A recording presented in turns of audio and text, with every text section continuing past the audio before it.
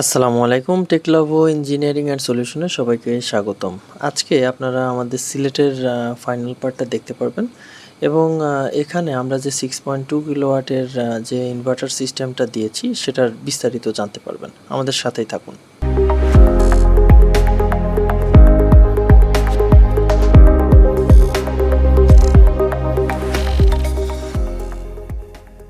ওকে, এখানে দেখতে পাচ্ছেন যে আমাদের এই ডুপ্লেক্স বাড়িটির কাজ অলমোস্ট শেষ হয়ে এসেছে।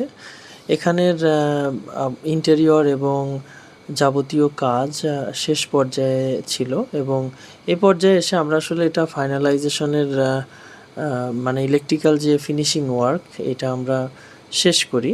তো আমাদের প্রজেক্টটা এই কন্ডিশনে ছিল। তো পরবর্তীতে আমাদের সব কিছু গুছিয়ে যেমন ওয়্যার ড্রেসিং এবং যে আমাদের ইনভার্টার সিস্টেম যে টেম্পোরারি যেভাবে বসিয়ে এসেছিলাম, এখানে দেখতে পাচ্ছেন আমরা টেম্পোরারিভাবে আমাদের ইনভার্টার বসিয়ে এসেছিলাম, এগুলো আমরা আবার রিড্রেসিং করি। এই যে এখন দেখতে পাচ্ছেন এটা কিন্তু আমরা ড্রেসিং করার পরে আমরা ওয়াল মাউন্ট করে দিই সিস্টেমটাকে এবং এটি এমডিবির পাশেই বসানো হয়েছে। এখানে লোড ডিস্ট্রিবিউশন করা হয়েছে এমনভাবে যে এই বাড়ির এসি আর গিজার ব্যতীত আপনার যাবতীয় সব কিছু ইনভার্টারেই চলবে। ফ্রিজ থেকে শুরু করে যা অ্যাপ্লায়েন্স আদার যেগুলো আছে সবই এই 6.2 কিলোওয়াট ইনভার্টার সিস্টেমেই চলবে। এখানে সোলার ইনভার্টারের সেফটির জন্য ব্যবহার করা হয়েছে এমসিবি ভোল্টেজ প্রোটেক্টর এবং এসিএসপিডি এবং ডিসি সিস্টেমে ব্যবহার করা হয়েছে ডিসিএস এমসিবি এবং ডিসিএসপিডি। এর সাথে ব্যাটারির সাথে ইন্টিগ্রেটেড ব্রেকার সিস্টেম দেয়া আছে।